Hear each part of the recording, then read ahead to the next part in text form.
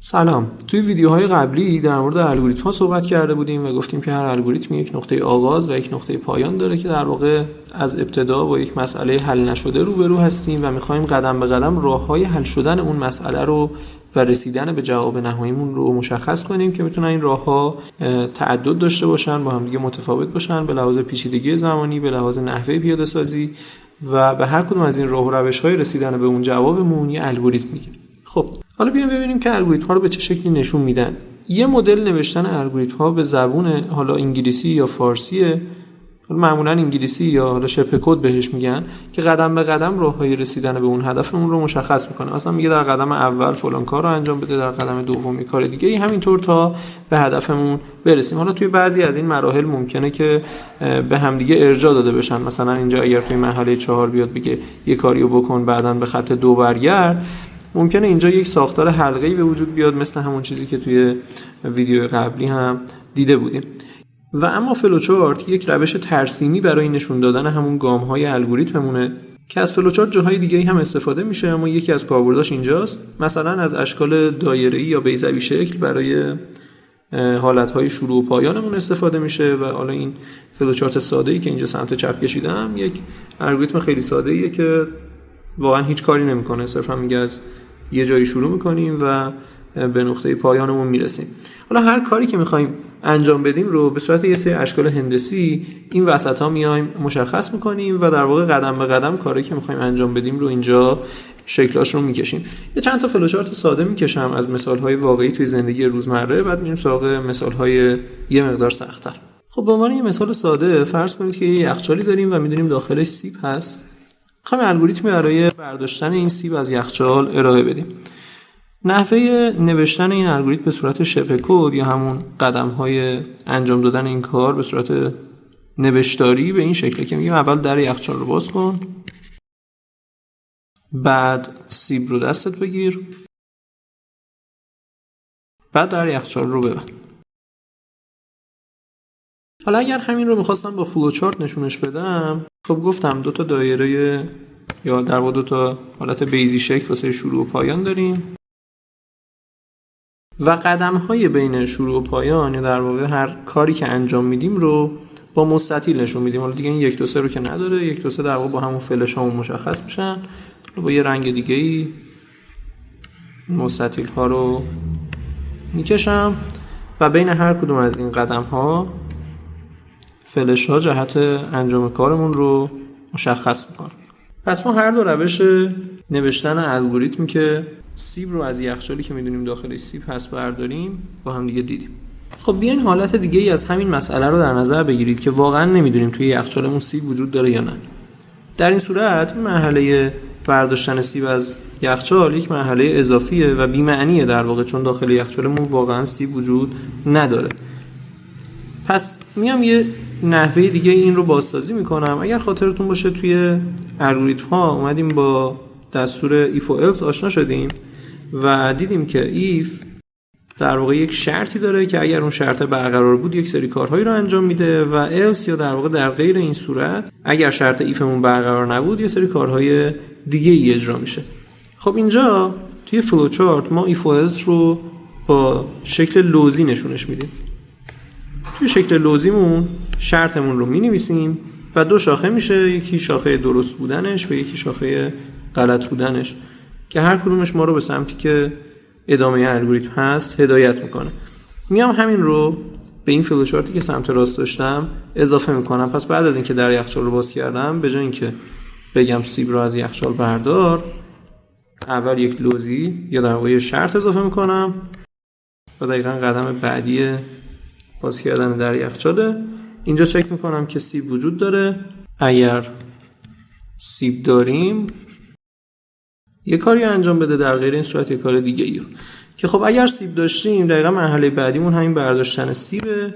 من حالا این فلش قبلیشو پاک میکنم، خود اینو میارم اینجا و این لوزی رو در صورت درست بودن به برداشتن سیب متصل میکنم و در صورت غلط بودن به بستن در یخچال.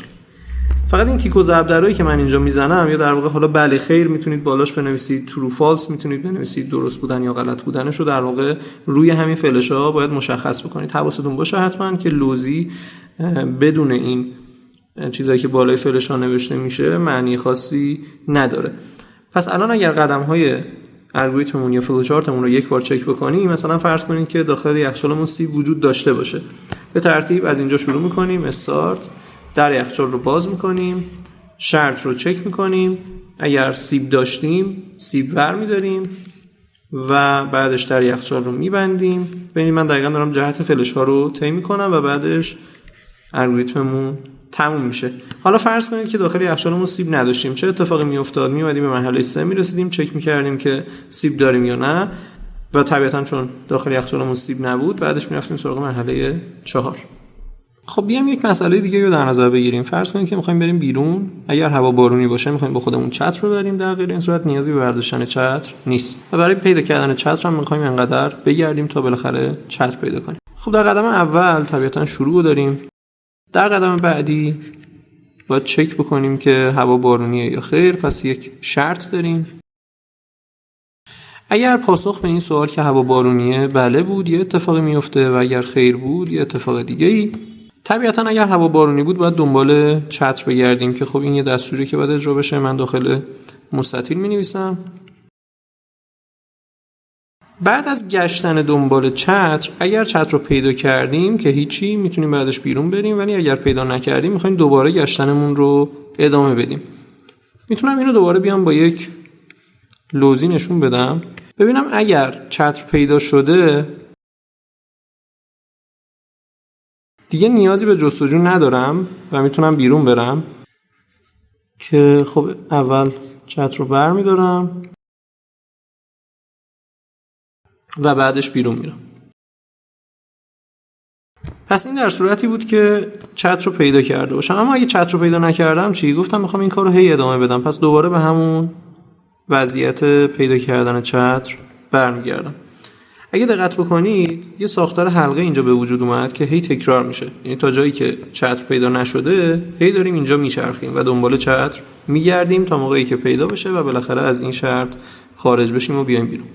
پس ما میتونیم با استفاده از این ساختارهای شرطی بیایم حلقه های شرطی بسازیم و حالا گفتم قبلا حلقه های شرطی و شمارشی قابل تبدیل به هم دیگه اند. در واقع هر حلقه شمارشی یک شرطی داره که شرط پایان اون حلقه شمارشی در واقع رسیدن شمارندمون به اون مقدار مطلوبه.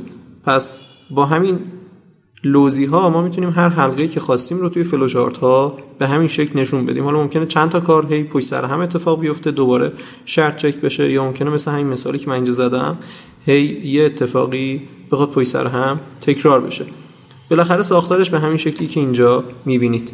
پس بیام فلوچارتم رو تکمیل کنم. صرفا این شاخه سمت راستمون که اگر بارونی نبود باقی میمونه که خب من یالا این شاخه‌ای که اینجوری آوردم پایین نیاز نیست. اگه بارون نبود صرفا به استیت گو اوت هم میرم و نهایتا بعد از همه اینها فراموش نکنیم که یک حالت پایانی هم داریم. پس ما اینجا تأکید میکنم ساختار ایف رو اینجا با هم دیگه دیدیم که در صورت درست بودنش یه اتفاقی میافتاد. بذارید من اینا رو حالا با رنگای بهتری نشون بدم. با رنگ سبز مثلا درست بودنش رو نشون میدم و با رنگ قرمز غلط بودنش رو، و دیدیم که میشه با همین ساختار شرطی یا لوزیمون بیایم حلقه ها یا لوپ ها رو هم توی فلوچارت داشته باشیم و نشون بدیم. خب بیایم برای همین مسئله الگوریتم نوشتاری هم ارائه بدیم. خب در قدم اول که شروع میکنم، در قدم دوم باید چک کنم که هوا بارونی هست یا نه. ولی چطور باید شاخه بندیش کنم؟ یعنی اون ساختار لوزی که اونجا داشتیم اینجا به چه شکلی میشه؟ اگه دقت بکنید هر کدوم از این خطوط ما یه شماره‌ای دارن. میتونم بگم اگر هوا بارونی نبود به یک خط خاصی برو، که حالا من مثلا اینجا میذارم اسمش رو مثلا عدد 7. نمیدونم چند تا مرحله قرار داشته باشم، ولی میگم اگر بارونی نبود برو به خط 7 و طبیعتا خطوط دیگه برنامه همینجوری زیر همدیگه اجرا میشن و کارمون پیش میره. پس توی خط 3 میتونم بنویسم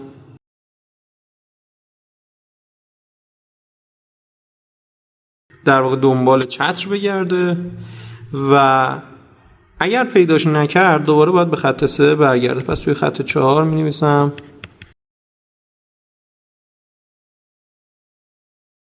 که در واقع اگر چتر رو پیدا نکرد دوباره به خط 3 برگرده و دنبال چتر بگرده و در نهایت چتر رو برداره و به بیرون بره. حالا پیش بینی من 7 استیت بود که اینجا شد 6 تا. صرفا اینو تغییر میدم به 6 و اینجا هم توی خط 6 میگم go out و نهایتا کارم تموم شده است و مرحله آخرمون فینیشه. یه بار دیگه با هم دیگه قدم‌های اجرای این الگوریتم رو برای حالتی که بارونی باشه یا نباشه بررسی کنیم. فرض کنید که هوا بارونی نباشه. شروع میکنم بررسی میکنم. اگر هوا بارونی نیست میرم به خط 6 و میرم بیرون و کارم تموم میشه که خب درسته. حالا فرض کنید که هوا بارونی باشه. شروع میکنم. اگر هوا بارونی نیست که خب هیچی، برای ما بارونی هست، پس میرم خط بعدی search for umbrella، میبینم که در واقع چتر پیدا میکنم یا نه. اگر پیدا نکردم دوباره برمیگردم به خط 3 و بالاخره اینقدر سرچ میکنم تا پیداش بکنم و اگر پیداش بکنم از این خط 4 میاد پایین، میاد خط 5، چتر رو برمیداره، بیرون میره و الگوریتم تموم میشه. خب اینم صرفا یک نمونه بود برای اینکه ببینیم هر فلوچارتی رو میشه به الگوریتم نوشتاری تبدیل کرد. اگر حلقه داشته باشه دوباره ساختار حلقه رو توی فراخوانی هایی میبینیم که در واقع بهشون گفتیم برو به یک خطی که شمارش از شماره همین خطمون کمتره. یعنی ما الان توی خط 4 دوباره داریم ارجاع میدیم به خط 3 و در واقع اون شرطمون رو هم اینجا دوباره توی خط 2 میبینید که به شکل برو به خط 6 پیاده سازی کردیم و میگیم اگر مثلا هوا بارونی نبود برو به خط 6. خب تا الان ما با یک سری اشکال توی فلوچارت آشنا شدیم، مثل همین حالت دایره‌ای شکل یا بیضوی شکل که واسه استارت و فینیشمون استفاده میشد، حالت مستطیلی که دستورهای گام‌های میانیمون یا استیتمنت هامون بود و حالت لوزی یا ساختار شرطیمون که اتفاق افتادن یا نیافتادن یک شرطی رو توی فلوچارت نشون میداد. بعد نیست در مورد این ساختار لوزی بدونید که لزوما حالا همین یه حالت دو شاخه‌ای رو نداره، میتونه چند شاخه باشه. مثلا فرض کنید می‌خوایم گروه خونی چک بکنیم آ ب و مثلا ب رو می‌خوایم داشته باشیم، میتونیم بهش اینطوری شاخه بدیم. یعنی اون حالت قبلی که خدمتتون معرفی کرده بودیم حالت true false یا درست و نادرست بود که معادل همون ساختار if توی برنامه نویسی بود. قبلا هم اشاره کردم بهش. if else بود که اگر یه اتفاقی افتاد یه کاری بکن، اگر نیفتاد یه کار دیگه ای.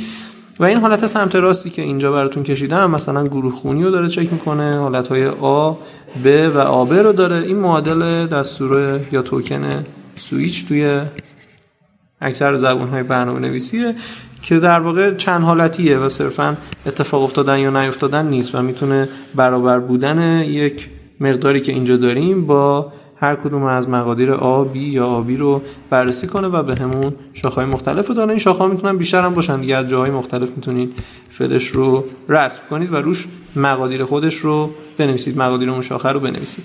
خب اینم بعد نیست بدونید که این ساختار سویچ خودش قابل تبدیل به ساختار ایف هست. یعنی من اینجا میتونم معادل با این چیزی که کشیدم بررسی بکنم که مقدارم آ هست یا نیست. اگر بود یه کاری انجام بدم و اگر نبود بیام حالا چک بکنم که مقدار بی هست یا نیست و دوباره اگر نبود بیام ببینم مقدار سی هست یا نیست. اینم دقیقاً معادل با همین ساختار سه شاخه لوزی بالاییه. خب از المان‌های مقدماتی فلوچارت با شکل متوازی الاضلاع آشنا میشیم که متوازی الاضلاع واسه تعامل با محیط، واسه ورودی خروجی گرفتن، اینپوت اوتپوت استفاده میشه و حالا موقعی که بخوایم از کاربرمون عددی، رشته‌ای، چیزی دریافت بکنیم یا بخوایم پیغامی بهش نشون بدیم، عددی رو محاسبه کنیم بهش نشون بدیم، متوازی الاضلاع میذاریم توی فلوچارت. حالا من مثلا یه مثالی اینجا میزنم. فرض کنید که میخوام یه فلوچارتی بکشم، یه عددی از کاربرم دریافت کنم. اگر زوج بود بهش بگم زوجه، اگه فرد بود بگم فرد. خب در قدم اول قبل از اینکه خود عدد رو دریافت کنم باید تعریفش بکنم، بگم که آقا مثلا یک نی دارم که عضو اعداد طبیعیه و حالا بیام مقدارش رو از کاربر بگیرم توی متوازی الاضلاع.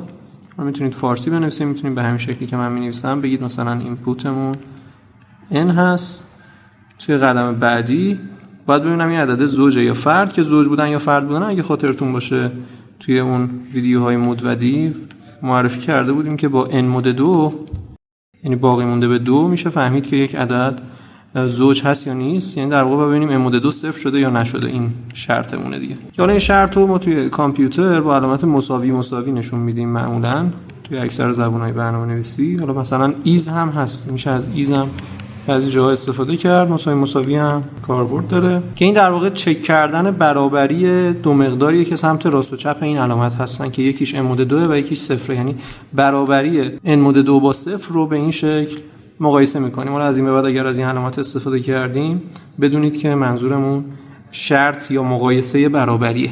خب که دو حالت پیش میاد طبیعتا، یک حالتش بله است و یک حالتش خیره، که اگر عددمون مودش به 2 صفر باشه میفهمیم که عددمون زوجه و اگر نباشه میفهمیم که عددمون فرد. حالا یه ذره متوازی الاضلاع بد کشیدم، به هر حال تفاوتش با مستطیل مشخصه دیگه. من قراره یک پیغامی رو نشون بدم به کاربر. الان در واقع بحث خروجیه و اینجا که حالا اینپوت n داشتم قرار بود که یه مقداری رو دریافت کنم از کاربر که بحث ورودی بود.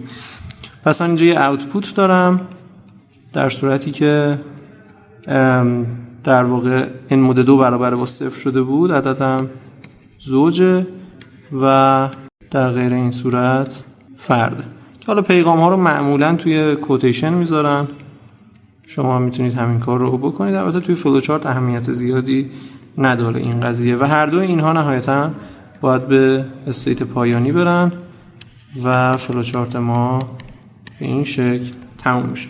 خب مثال های پیچیده تری میشه زد. میشه در واقع مثلا فرض کنید که جمع اعداد کمتر از n، ارزم به حضورتون محاسبه مثلا مقسوم علیه های یک عدد، همه اینها رو میشه فلوچارتاشون رو کشید که اونا نکته خاصی اضافه تر از این چیزی که ما گفتیم نداره. صرفا روندش رو تو ذهنتون داشته باشید که قبل از اینکه حالا هر متغیری یا هر مقداری رو بخوایم از کاربر دریافت کنیم باید جنسش رو، اینکه متعلق به چه مجموعه‌ای هست رو تعریف بکنیم که مثلا تو این مثال ما با مجموعه اعداد طبیعی کار داشتیم. حالا ممکنه شما چیزی که می‌خواید دریافت کنید یک رشته باشه، یک کلمه باشه، یک جمله باشه. بعد قبلش بگید که جمله‌ای دارم یا مثلا کلمه‌ای دارم، مثلا اسمش اسه، بعد این اسه رو از کاربر دریافت کنید، بعد حالا هر کاری که دوست دارید رو با توجه به همون انجام بدید. خب در همین حد بحث ما برای فلوچارت کافیه. شما الان میتونید تقریبا هر الگوریتمی رو که بعدها یاد میگیریم که کدش رو توی کامپیوتر پیاده سازی بکنیم، شما میتونید الان واسه خودتون فلوچارتاشون رو بکشید. مسائل خیلی سخت رو میتونید فلوچارت‌ها رو با هم دیگه ترکیب کنید و ازشون استفاده بکنید.